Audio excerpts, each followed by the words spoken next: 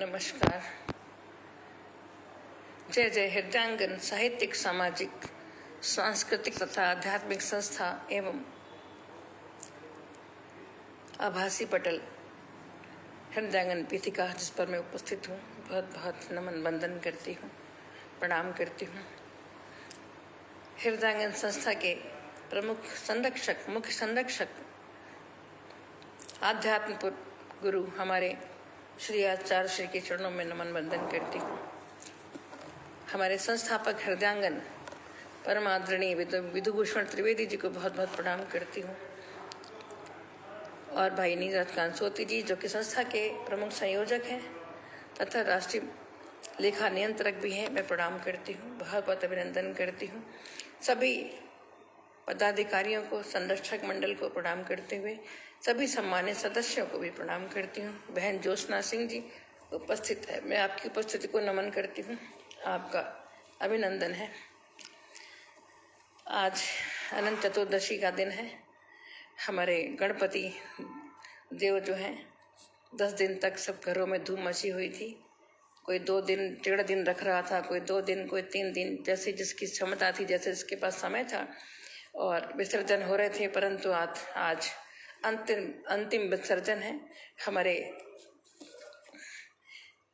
गणपति महाराज अपने लोक को, इस लोक से, भूलोक से अपने लोक को पधार रहे हैं, जा रहे हैं। तो थोड़ा बुरा तो लगता है, जिन्हें 10 दिन पूजा करो, जिनकी धूम मची रहे जाते समय। तो मैंने एक अभी पटल पे भी डाला था कि गणपति विदा हो रहे हैं तो क्या मन के भाव है, पढ़ती हूँ। विदा हो रहे गणपति, मन में भारी क्षोभ, विदा हो रहे गणपति, मन में भारी क्षोभ, और किंतु बसे हैं हृदय में, व्यर्थ करें क्यों लोभ, किंतु बसे हैं हृदय में, व्यर्थ करें क्यों लोभ। विदा हो रहे गणपति, मन में भारी क्षोभ, और किंतु बसे हैं हृदय में, व्यर्थ करे क्यों लोभ। और करता धरता जगत के, रहे नहीं एक ठौर, करता धरता जगत के, रहे नहीं एक ठौर, जब चाहे दर्शन करे, झांक हृदय के पौर, जब चाहे दर्शन करें, झांक हृदय की पौर। हमारे घर अंतस में उनका निवास है, उनको हम तब देख सकते हैं। और कृपा बनाए राखिए, करती हूँ अरदास, कृपा बनाए राखिए, करती हूँ अरदास, संकट जो आए कभी, रहना हर पल पास, संकट जो आए कभी, रहना हर पल पास। तो गणपति को मैं मना रही हूँ, गणपति को कि आप जा तो रहे हो प्रभु, और हर चीज शास्त्रोक्त है, नियम है, तो आप जा रहे हो, किंतु आप गए कहाँ? हमारे हृदय में निवास है आपका, और आप तो पूरे विश्व को संभालने वाले हो, एक जगह कहाँ ठहरते हो? आपका निवास हमारे हृदय में है। तो हम लोग जब चाहे अपने हृदय में उनको, मनन चिंतन में उनको अपने ला सकते हैं, उनका दर्शन कर सकते हैं। परंतु हे प्रभु, कृपा बनाए रखिए, अगर हम पे संकट आए, कभी आरत स्वर में बुलाएं, तो आप रहिएगा हमारे आसपास। तो ये हमारे भाव से जो मैंने लिखा आज का। और हमारे संस्थापक हृदयांगन उपस्थित हो गए हैं। आज बहुत हर्ष का विषय है कि आज उनका जन्म दिवस है। वैसे 15 अगस्त को उनका सरकारी जो अभिलेखों के अनुसार था, परंतु आज उनका विधिवत अनंत चतुर्दशी, बहुत शुभ दिन उनका जन्म हुआ है। तो आज उनके जन्म दिवस की मैं बहुत शुभकामनाएं देती हूँ। भगवान अनंत उन पर अनंत कृपा बरसाते रहें, उनका जीवन सुखद हो, सुमंगल हो, और हमें भी उनके छत्र छाया में हृदयांगन खिलता रहे, और हमें भी उनके छत्र छाया में काम करने का, कार्य करने का शुभ अवसर प्राप्त हो, ऐसी मैं ईश्वर से कामना करती हूँ। एक श्री अनंताय नमः। भगवान अनंत को प्रणाम करती हूँ और एक कथा से जोड़ती हूँ, जो कि क्योंकि हमारी पूजा, जो हमारे हिंदू धर्म में कोई पूजा जो है वो बिना कथा के है ही नहीं। हर समय हम लोग कथा अवश्य सुनते हैं, हर उसमें। तो मैं एक कथा सुनाती हूँ। कृष्ण भगवान ने जो सुनाई कथा उनको, युधिष्ठिर को, कि एक बार महाराज युधिष्ठिर ने राजसूय यज्ञ किया। उस समय यज्ञ मंडप का निर्माण सुंदर तो था ही, अद्भुत भी था। वह यज्ञ मंडप इतना मनोरम था कि जल व थल की भिन्नता प्रतीत नहीं होती थी। जल में स्थल तथा स्थल में जल की भांति प्रतीत होती थी। बहुत सावधानी करने पर भी बहुत से व्यक्ति उस अद्भुत मंडप में धोखा खा चुके थे। एक बार कहीं से टहलते टहलते दुर्योधन भी उस यज्ञ मंडप में आ गया और एक तालाब को स्थल समझ उसमें गिर गया। द्रौपदी ने यह देखकर अंधों की संतान अंधी कहकर उनका उपहास किया। यहीं से उनका वैमनस्य जो है द्रौपदी का और दुर्योधन का आरंभ हुआ, कहते हैं। कहकर उनका उपहास किया। इससे दुर्योधन चिढ़ गया। यह बात उसके हृदय में बाण के समान लगी। उसके मन में द्वेष उत्पन्न हो गया और उसने पांडवों से बदला लेने की ठान ली। उसके मस्तिष्क में उस अपमान का बदला लेने के लिए विचार उपजने लगे। उसने बदला लेने के लिए पांडवों को द्यूत क्रीड़ा में हराकर उस अपमान का बदला लेने की सोची। उसने पांडवों को जुए में पराजित कर दिया। पराजित होने पर प्रतिज्ञा अनुसार, जैसा कि सबको पता है, पांडवों की 12 वर्ष के लिए वनवास भोगना पड़ा। वन में रहते हुए पांडव अनेक कष्ट सहते। एक दिन भगवान कृष्ण जब मिलने आए तब युधिष्ठिर ने उनसे अपना दुख कहा और दुख दूर करने का उपाय पूछा। तब श्री कृष्ण ने कहा, हे युधिष्ठिर, तुम विधि पूर्वक अनंत भगवान का व्रत करो। अनंत भगवान जो है भगवान विष्णु का स्वरूप है, ऐसा शास्त्र में लिखा है। इससे तुम्हारा सारा संकट दूर हो जाएगा और तुम्हारा खोया हुआ राज्य पुनः प्राप्त हो जाएगा। इस संदर्भ में कृष्ण ने उन्हें एक कथा सुनाई कि प्राचीन काल में सुमंत नाम का एक नेक तपस्वी ब्राह्मण था। उसकी पत्नी का नाम दीक्षा था। उसकी एक परम सुंदरी, धर्म पारायण तथा ज्योतिर्मयी कन्या थी जिसका नाम सुशीला था। पहले नाम बड़े अच्छे रखे जाते थे कि नाम का बड़ा प्रभाव होता है। सुशीला जब बड़ी हुई तो उसकी माता दीक्षा की मृत्यु हो गई। पत्नी के मरने के बाद सुमंत ने कर्कशा नाम की स्त्री से दूसरा विवाह कर लिया। सुशीला का विवाह ब्राह्मण सुमंत ने कौंडिन्य ऋषि के साथ कर दिया। विदाई में कुछ देने की बात कर कर्कशा ने दामाद को कुछ ईंटें और पत्थरों के टुकड़े बांध कर दे दिए। सौतेली माँ का बड़ा बुरा दिखाते हैं। कौंडिन्य ऋषि दुखी हो अपनी पत्नी को लेकर आश्रम की ओर चल दिए, परंतु रास्ते में ही रात हो गई। वे नदी तट पर संध्या करने लगे। सुशीला ने देखा वहां पर बहुत सी स्त्रियां सुंदर वस्त्र धारण कर किसी देवता की पूजा कर रही थीं। सुशीला के पूछने पर उन्होंने विधि पूर्वक अनंत व्रत की महत्ता बताई। सुशीला ने वहीं उस व्रत का अनुष्ठान किया और 14 गांठों वाला डोरा हाथ में बांधकर, अनंत में 14 गांठें होती हैं, कहते हैं 14 लोकों और 14 स्वरूपों की पूजा होती है। 14 स्वरूपों से ईश्वर रक्षा करते हैं, रक्षा सूत्र होता है वो। डोरा हाथ में बांधकर ऋषि कौंडिन्य के पास आ गई। कौंडिन्य ने सुशीला से डोरे के बारे में पूछा तो उसने सारी बात बता दी। उन्होंने डोरे को तोड़कर अग्नि में डाल दिया। इससे भगवान अनंत जी का अपमान हुआ। परिणामतः ऋषि कौंडिन्य दुखी रहने लगे। उनकी सारी संपत्ति नष्ट हो गई। इस दरिद्रता का उन्होंने अपनी पत्नी के कारण पूछा तो सुशीला ने अत्यंत अनंत भगवान का डोरा जलाने की बात कही। पश्चाताप करते हुए ऋषि कौंडिन्य अनंत डोरे की प्राप्ति के लिए वन में चले गए। वन में कई दिनों तक भटकते भटकते निराश होकर एक दिन भूमि पर गिर पड़े। तब अनंत भगवान प्रकट होकर बोले, हे कौंडिन्य, तुमने मेरा तिरस्कार किया था, उसी से तुम्हें इतना कष्ट भोगना था और तुम्हें भोगना पड़ा। तुम दुखी हुए। अब तुमने पश्चाताप किया है। विधि पूर्वक अनंत व्रत करो। 14 वर्ष पर्यंत व्रत करने से तुम्हारा दुख दूर हो जाएगा। तुम धन्य धन धान्य से संपन्न हो जाओगे। कौंडिन्य ने वैसा ही किया और उन्हें सारे क्लेशों से मुक्ति मिल गई। श्री कृष्ण की आज्ञा से युधिष्ठिर ने भी अनंत भगवान का व्रत किया, जिससे प्रभाव से पांडव महाभारत में विजयी हुए और चिरकाल तक राज्य करते रहे। तो आज अनंत की कथा, अनंत भगवान की ये कथा थी। अब मैं एक कुछ रचना सुनाना चाहती हूँ।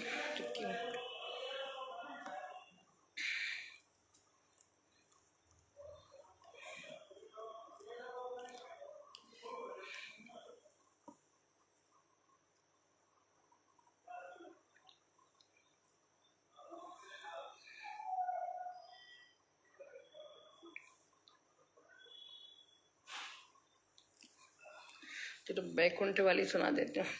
तो इतना वाजपेयी जी उपस्थित है, मैं आपका अभिनंदन करती हूँ। और आज वही बैकुंठनाथ की सुनाती हूँ कथा। आज उनका ही दिन है। हे बैकुंठनाथ।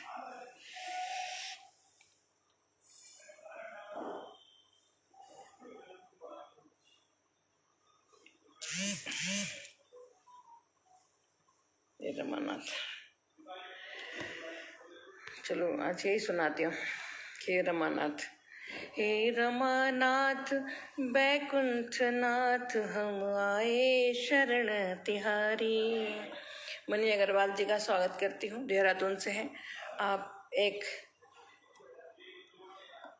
छंद गुरु हैं, बहुत छंद शास्त्र की ज्ञाता है, बहुत सुंदर छंद लिखती हैं। वैसे ही इनका सुरीला जो है कंठ है, तो बहुत आनंद देता है। और मैं बहुत दिन से कहना चाहती हूँ उनके बारे में एक बात, जो मैं जब वाचन करती हूँ तो भूल जाती हूँ, आज मुझे याद आ गई। आपने सत्यवान सावित्री की कथा अवश्य सुनी होगी, सभी ने सुनी है, हमारे शास्त्रों में है। परंतु आज की ये सावित्री साबित हुई है। आज के इस कलयुग में, इस संसार के, इस लौकिक संसार में उन्होंने अपने पति परमेश्वर को अपनी एक वृक्क किडनी दान करके उनका जीवन, जो उनके जीवन की रक्षा की है।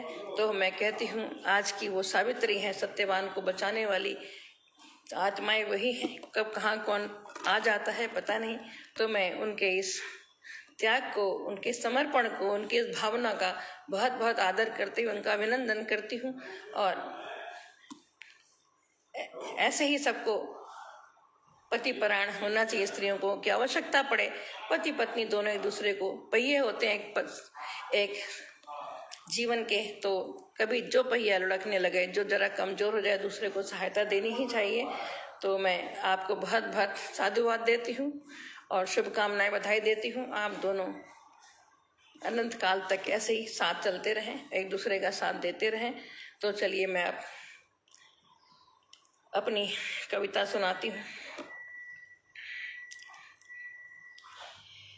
कि हे रमानाथ बैकुंठनाथ, हम आए शरण तिहारी। अनंत की वजह से आज ये सुना रही हूँ, बहुत बार सुनाती हूँ। हे रमानाथ बैकुंठनाथ, हम आए शरण तिहारी। अपना लो या फिर ठुकरा दो, अपना लो या फिर ठुकरा दो, आगे रजा तुम्हारी प्रभु, आगे रजा तुम्हारी। हे रमानाथ बैकुंठनाथ, हम आए शरण तिहारी।